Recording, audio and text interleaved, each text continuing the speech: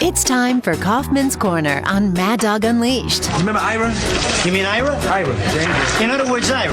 In other words, Ira. Each week, we go inside the head of Ira Kaufman, longtime NFL columnist and all-around good guy. Do you ever just get down on your knees and thank God that you know me and have access to my dementia? After a bumpy year for Ira, he's back and better than ever. I'm back, baby! How's the voice of Rollins baseball over there, Russo? How you doing? A long time ago. He's funny. He's thought-provoking. He's a great spot. Maybe I'm being a little harsh on Eli Manning, but when you're really being honest, the Giants' defense won those 2 Super Bowls. You know it, and I know it. Now, let's get to our weekly chat with Christopher Russo. Rush yourself to the emergency room you have at appendicitis. And Ira Kaufman. Yes, yeah, they like to use these weird things that I say, so they have it. Ira, who I was looking for a little lead with Falcons and Bucs, promised me that Tampa would not show up on Monday and Atlanta would bury them in the Monday night game, minus the 6.5. And knowing Ira is usually wrong, I went the other way, and I got a win because the final score is 24-21. Mr. Kaufman says hello with his weekly segment on this Wednesday afternoon. Ira, good afternoon. How are you today, pal? Okay?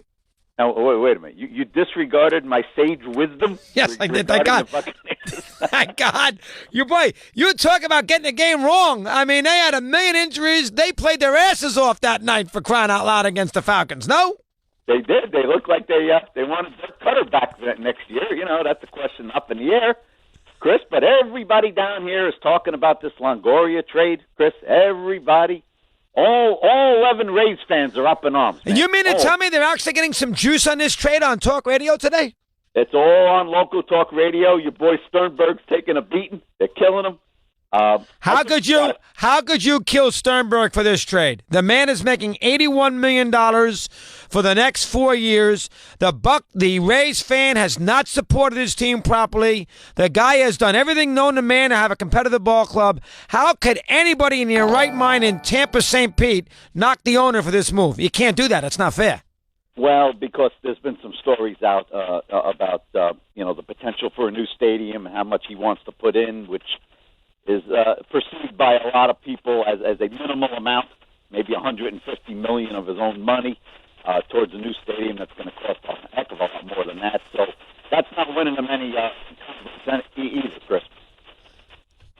Run that by me. So, in other words, then the new stadium that I didn't even know this, $150 million, Ira. So this is sort of compounded with Longoria. Now they're calling him cheap because he saved the $80 million and he only wants to put one. As a result, they're giving him grief here. Yes, and nobody believes that he's not making any money, Chris. No, nobody's believing his cries about poverty. That's I've been told they lose money every year, Ira, from somebody outside of him. Chris, they're going to try the Astros model, and you know what? I don't really blame it from their standpoint. Now, I heard what you said a couple hours ago, and you're exactly right about the other side of the equation. The Giants, who probably should adopt the Astros model because they're getting old, they can't do it. They can't do it. San Francisco, market, 41,000 a night. Chris, so it's a very interesting dichotomy going on, right?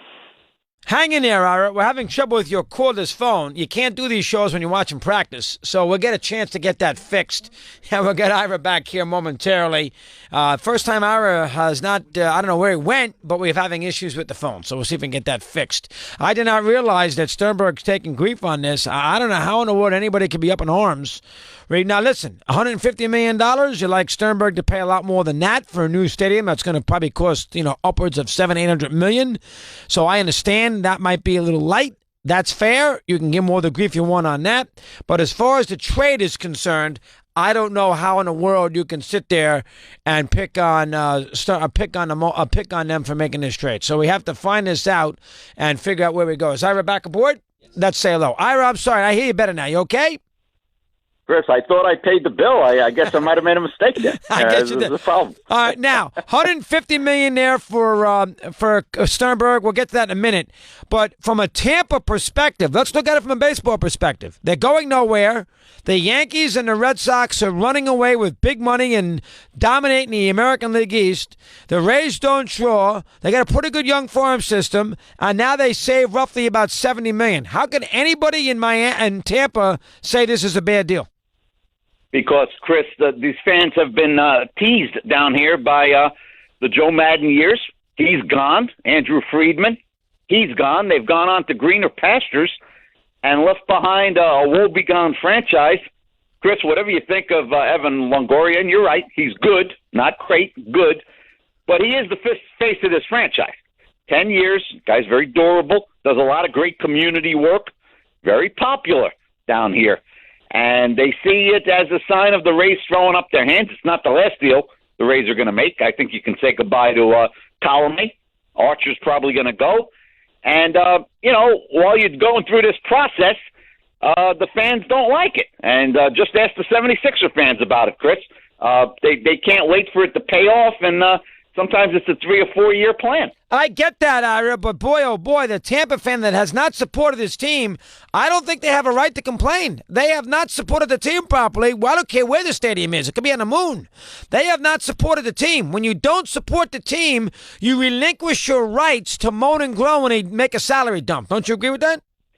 I do, and look, we haven't even talked about the bigger picture, is whether this team belongs in the Tampa Bay area. You know my feelings about it. I feel that 20 years is much longer than necessary in engaging this place as a viable market, and I think we fail. We get an F. That's all there is to it. And if Manfred had any kind of other reliable options, I think the team would already be gone, because I'm sure, Chris, he's taking heat from plenty of owners that are saying, what's the story down there in West Central Florida, and why can't they draw, and why are they still there? No, listen, I got to give them revenue sharing. Now, what's going on with this new stadium and $150 million? When did this news pop up? Let me hear. Well, it's all conjecture. I mean, if they move to Hillsborough, there is a site in Hillsborough, the Tampa side of the bridge, that's been decided on. It's near Ybor City, and you've gotten a little bit familiar with Tampa now. It's close to downtown, but it's not on the water. So that would be the site if the Rays decide to go to Hillsborough County. And if so, the politicians are talking about, a $600 million stadium. And the indications are that Stu's willing to put up about 25% of his own money. And public sentiment, Chris, across the country, they don't want to pay for these kind of stadiums. They don't want to do it. I understand that, and I get it. But in a lot of municipalities, they do. Montreal's going to pay for a new stadium if they ever get a chance to get a team. The Vikings paid for a new stadium to keep Minnesota there. There's not that many Stan Kroenkes who are going to pay for everything. Most of the time, if you want to keep your franchise, go ask the Chargers. The taxpayer, whatever the reason, and I agree with the taxpayer, they doesn't have to, but the taxpayer has to foot a good part of the bill. Now, we can quibble about Sternberg's amount that he wants to put in, and 150 does seem a little light. I'll buy that. But the taxpayer is going to have to understand, if they want baseball in Tampa long term, they're going to have to make a monetary contribution. That's all there is to it. And it raises, Chris, one other question, overarching question probably is, can we support three major teams down here? Can we do it? The Bucs, had a nice crowd Monday night for a Gruden Ring of Honor ceremony, but that's a special occasion. Doesn't happen every week. We'll see what happens when the Saints come marching in the season finale, and the place will be half empty. The Lightning do well. Excellent ownership for the Lightning. You've been in the building, Chris. It's well run. It's very entertaining. That owner, Vinnick, he's remaking downtown Tampa. He's making the Bucs and the Rays look bad in the process, because he's lauded everywhere. Fans love him, and they don't love the Glazers, and they don't love Sternberg. Well, here's the thing about the hockey, though, to be fair, in any market.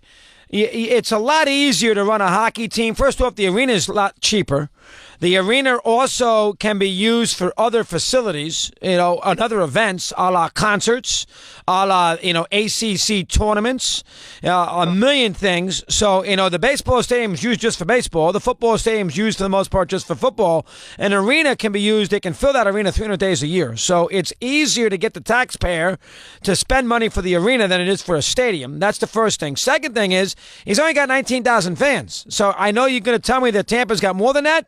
You and I both know the hockey fan is a loyal fan, and he's into it, and he shows up, but it's a limited amount. New York's got 20,000 Ranger fans. Philadelphia's got 20,000 Flyer fans. And I know you're going to tell me it's different in your market. I don't buy it. I think there's probably 20,000 Lightning fans. And it's a lot easier to be a good owner in that scenario. What's your take on that for a second? Chris, if you were down here on a regular basis visiting your son like you should be, instead of popping in for 12 hours and going back to New Canaan, if you were so inclined, you would realize Vinnick has generated a tremendous amount of goodwill. This is a big-time guy. This is Steinbrenner, again, without the Steinbrenner ego. That's what he is. Channel Side, that whole district is being totally overhauled under Vinnick's guidance. He's pouring a tremendous amount of money. The guy was a hedge fund manager out of Boston. He had $800 million and came down here. It's his adopted town, just like Steinbrenner, adopted town of Tampa. The Bartolo's down here now. We got big-time people down here, and they live here year-round, and he's done a tremendous job. I understand what you're saying about hockey. It's always going to be considered a niche sport, but he's made these other owners look bad, including Sternberg. And I'm telling you now, Chris, April 4th, when the baseball season starts at the Trop and Sternberg pops in and has his little press conference, he's going to say the same thing to me standing right in front of him that I've heard for the last 10 years. We're going to try to make this thing work. We're hopeful, and I'm going to give it my best shot, and nothing ever changes. But you can't blame Sternberg for the plight of the team. You're going to blame the city of Tampa and the fan base, correct? Well, the stadium's terrible. I think they do the best they can. But, it was a poor choice to build it in 85 before this team ever came here. Now it's antiquated. People say it's in a terrible, area to get to. Look, I'm not going to bury Sternberg, but I don't think he's helping himself with his public profile. That's all I'll say. Okay, now let's do Gruden the other night, and let's do the Bucs. Bucs played well. Gruden was into it. Bucs were competitive. Winston had his best game of the year. Let me hear the state of where they might go with Cutter, and obviously your thoughts on Gruden with the Ring of Honor. Give me your thoughts on that for a sec. Go ahead. It was a very important game for Winston. Very important. Now, Chris, he's 2-9 this season. He's 2-9. This is a guy who lost one game in 2 years in college and, was very productive his first 2 years as a pro. This season has been woeful. It's been a disaster. Now, I read a New York Times article today. You probably read it in the train. I looked at the headline online. It said, Winston is great, Bucs are struggling. Winston is great. Who the heck's writing this article? He hasn't progressed. Having said that, he played a heck of a game Monday night. He outplayed Matt Ryan by a large margin. No turnovers, good decisions all night long. And, of course, this comes out a week after a report, unsubstantiated, that there's problems between Cutter and Winston. And, Winston needed that like he needs a migraine, Chris, because people are looking at him that didn't want him drafted here in the first place. And they've had nothing to say for 2 years, and now they're killing the guy.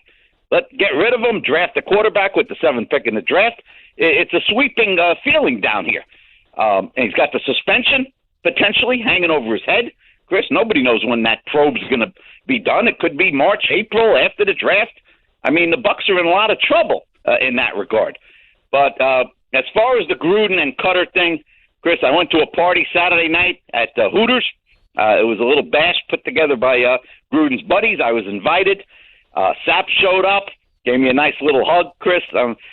7 years he never spoke to me in the Buck locker room. Now I'm his best buddy. You got him into the Hall of Fame. You got him into the Hall of Fame. That's going to do that. Go ahead. I did, and Chris, he's trying to rehabilitate his image, and it's not going very well, as you know, because he was in the news again. I know that with the lady out there in California. That's right. But anyway, I got the impression, Chris, when I left that party 2 hours later, I felt even more strongly, that Gruden is seriously considering getting back into this thing.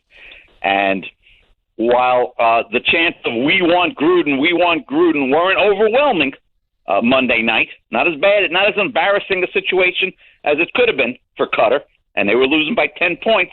So, the fans were all soused up at that point with beer. It wasn't an embarrassment out there. It could have really been bad. Tampa played well in the game. I mean, Tampa did a good. They had 1 million injuries. They hung in there. I can't care. The kid missed a field goal. Tampa did a nice job. Now, I don't know. This is a tough call on Cutter. He's been in there. He's been there for 2 years. I don't know enough about the Winston thing. I don't know if Gruden wants to go coach Tampa again. This is a very, very tricky situation. If you had your gut right now, who coaches the Bucs next year? I think there'll be another coach in Tampa, Chris, and I think it might be a mistake. This will be the third guy in a row, starting with Schiano, Lovie Smith, and this Cutter. Third time in a row you're firing a coach after 2 years, Chris. You look like the Buffalo Bills. That's who you look like. You look like the Browns. But, Chris, the Glazers, they're trying to fill the stadium. Well, what's going to be your off-season marketing program if you come back with Cutter? So I think I'm not convinced about Gruden. If it's not Gruden, it could be a Josh McDaniels, a Patricia. We'll see. But Josh McDaniels not taking a Tampa Bay Buccaneer job. He's going to get a better job than that. He's not taking a Buccaneer job. Well, can he get a better job with a better quarterback? Well, how about maybe not. How about the Giant job at the second pick in the draft? It's a lot of pressure, Chris. A lot of pressure. You come down here, you just got me watching you. That ain't nothing. Look, I think there could be a change. I think it would be a mistake. Because, Chris, it's not 2 years. Cutter only had one bad year. He did very well as a first-year head coach in 2016. So what's the message? You can't have one bad year in Tampa, or you're going to get your walking papers? That makes it tough, I think, Chris. It narrows the field of guys that are really going to be interested in this job. All right, okay. That's we get the Buck thing organized. What do you think I've been into this for the last 2 days. I'm sure you listen a little bit so you get a little sense of it. What is the NFL going to do if Carolina beats Tampa and the Saints beat Atlanta? They stay tied, and it's Carolina and Atlanta, and the Saints visit the Bucs last week of the year, and NBC wants the Carolina-Atlanta game because Atlanta wins, they make the postseason.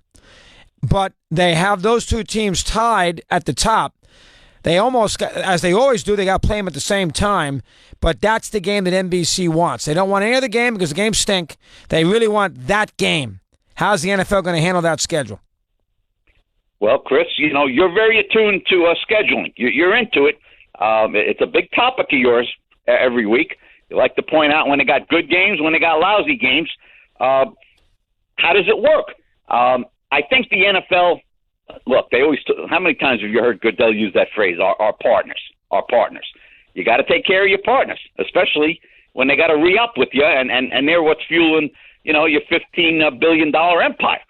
So I think they're going to work it out, Chris. They find a way. They will find a way to do it, but you got to take care of your partners. Now, Christopher, if you don't mind, I want to slap you around a little bit. Yeah, we'll do that in a minute. Because, as you mentioned, I do listen to the show. Yeah, we'll do that in a minute. And on Monday... Yeah, go ahead. On Monday, you're going over your NFL overview, which is very salty. And what do I hear? One of your famous punching bags, your favorite punching bag, besides Marv Levy, you pull out and you pound it on Mike Tomlin again. Now, Chris, how many times do I have to defend Mike Tomlin to you? And I'm going to say it very simply. He's not as good as Bill Belichick. Chris, that fact in and of itself doesn't make Tomlin an overrated coach. Who's better than Belichick? All right, well, he's not better. Okay. All right, let's ask you a couple things about that game. 4th and 1 at the 28-yard line. 2:01 to go. Le'Veon Bell, a Hall of Fame running back in the backfield. A starting quarterback is going to the Hall of Fame. You get 1 yard, you got a good chance to go to the Super Bowl. Brady's on the other side. He punts. Your thoughts on that? Well, you can have any thoughts you want. The fact is that he almost won that game with that decision. That has nothing to do, but that has nothing to do whether the decision was right, because they almost won the game because the offense went right down the field. That decision at the time proved to be wrong because the Patriots went right down the field on him. So in that situation, I know you're a Tomlin supporter. In that situation, Belichick would have gone for it. In that situation, should he have given a ball to Bell to get the yard and win the game? You would think so. He's got a good offensive line, and you would think in retrospect, okay, he made the wrong call. Okay, that's one. Okay. That's one. All right. Number two with Ira. Ira loves Tomlin because he was with the Bucs. Number two.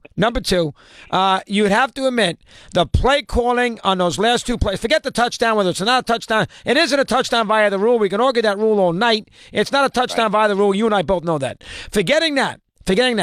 On second down, him and Haley, his staff. On second down, they somehow complete a pass for 4 yards without a timeout in the middle of the field. Doesn't get out of bounds. And on that third, can't happen. That's his fault.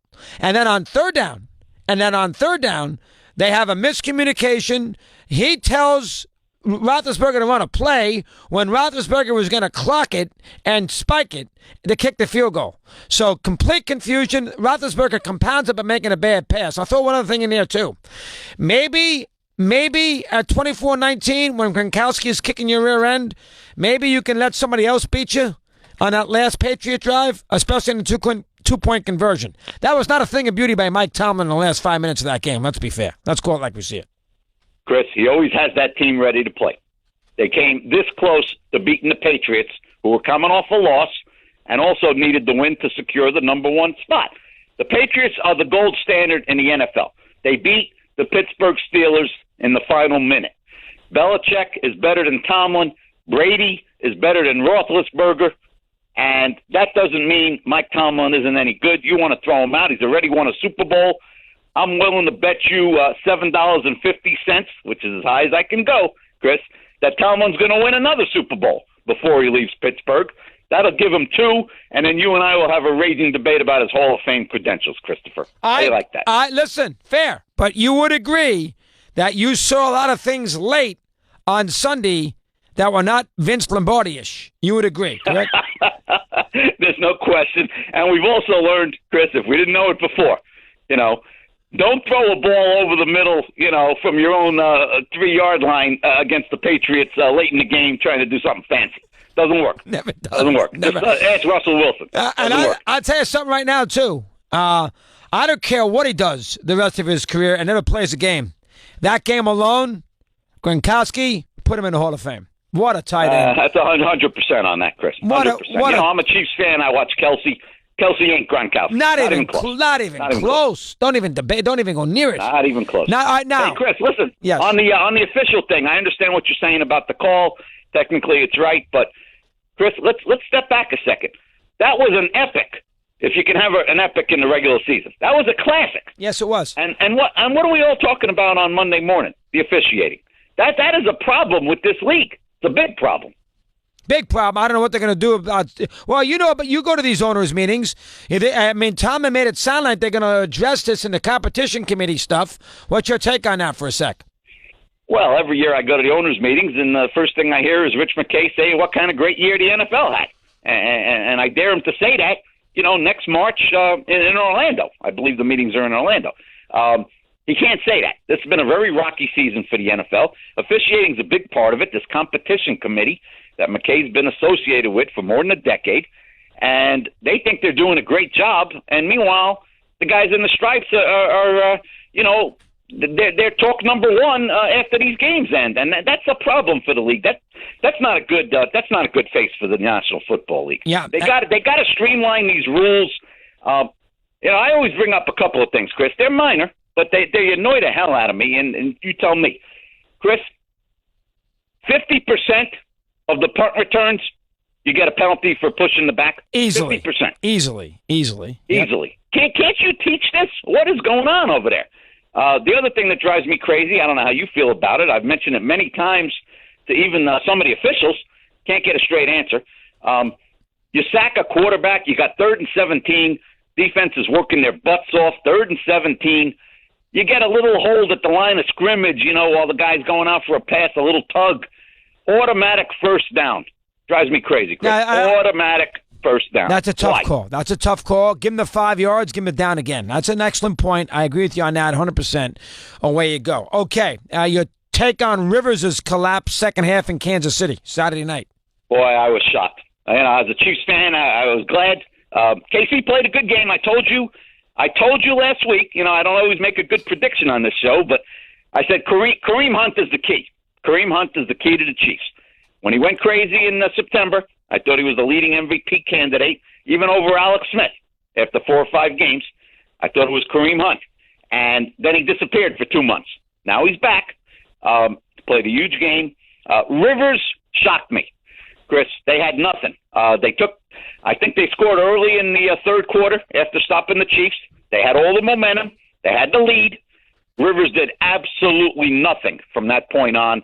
Made a lot of bad decisions. I was very disappointed in Rivers' play, Chris. He didn't get the job done. No question about it. I'm down on it. All right, now, break down Buffalo, Tennessee, and the Chargers. Who gets that last spot in the AFC? Chris, none of those teams are going to be, compared to the 62 Packers. Let's get that out front. You're right about that. Buffalo, every time I want to bury Buffalo, they beat somebody in the snow. LaShawn McCoy's playing very well right now. He looks like he's got fresh legs. San Diego, the Chargers, Chris, their defense really shocked me. Their lack of it. They had been playing so great with that pass rush. I don't know if they can rebound from that. That's a big game to try to bounce back from, Chris. I think they put everything they had. They came up flat and short at Arrowhead. I don't see the Chargers bouncing back from that. That leaves the Bills in Tennessee. Chris, I think Tennessee, if you can be disappointing at 8-6 in Nashville, I think that's them. Even when they win, they're not particularly impressive, Chris. So, that leaves me with the Bills, who never win a big game. Chris, never won a big game in December. But, they play a little defense, and they got a running game. I'm going to go with the Bills. All right, interesting. Good answer. All right, break down Atlanta, Carolina, and the Saints with Dallas and Detroit waiting in the wings. Let me hear your take on that. Go ahead. I think Atlanta's a little bit fortunate, Chris. Oh, very fortunate. They're not that good. Very fortunate. No, they're not that good. They're a shell of the 2016 Falcons. Shell of it. I agree with that. 100%. The Bucs are going into Charlotte, Chris. They're going to get their butts whipped. Oh, they're going to get killed. They're going to get killed in that game. Yeah, they're going to get killed. They're going to get killed. They got about 10 guys on injured reserve. Carolina's defense going to rough up Winston. Newton's playing very well, Chris. Very well. He's bounced back. Newton was a little shaky at midseason. He's playing some great football. New Orleans is not going to collapse. Kamara's fabulous. He's a rookie of the year without question, in my mind, on the offensive side of the ball. They got a two-headed monster there. Take a lot of pressure off Breeze. The defense is better. They're not going anywhere. So that leaves the wild card, Chris. Atlanta, Dallas, and who's the third team you mentioned, Chris? Detroit. Yeah, Detroit. I saw Detroit here 2 weeks ago. Very average team, Chris. Very, very average team. Caldwell's not a bad coach. So anyway, Dallas' schedule's rough. It's rough. Well, you know how it works. If Atlanta gets a split, they get the spot. Now the advantage that they have is, I think, if the Saints win and Carolina wins, this is what comes down to that Sunday night scenario, what I started with you here. I don't know, Carolina's going to be in the playoffs and the Saints going to be in the playoffs, and if they don't play at the same time and the Saints play at 1 o'clock and win in Tampa, Carolina's going to care less against Atlanta at night, and then Atlanta's going to beat them to win the division, to make the playoffs and eliminate the Cowboys. So how's this going to work out here? I think that very easily could happen, and it's going to be tough to rip on the Panthers. Chris, they do what they have to do at that point. And I don't think you can rip them for the integrity of the game if that scenario plays out, and if they pull Newton at halftime, which is possible. Well, they're going to have to play. They're going to have to play the next week, so they got to treat it as a bye week. They're not wrong with that. 100% right. Yeah, 100%. No, there's nothing wrong with that, and they've earned their way. They've earned their way to do that. It's happened many times before, Chris. It's not going to be the first time this has ever happened where you question how hard a team's going to play in Week 17. You got to live with it. And if you're those other teams, you say win one more game and control your own destiny. Atlanta, controls its own destiny, and that's just the way it is. Good job, Ira. We talk next week. Always a pleasure, pal. Keep up the good work, buddy. See you, babe. Okay, Mr. Kaufman, we gotta fix that time for next week, Eddie, because we won't be on Wednesday. So maybe you put him on Tuesday at 5 o'clock if Ira wants to do it. So you can do a little work with that. Steve Torrey has returned.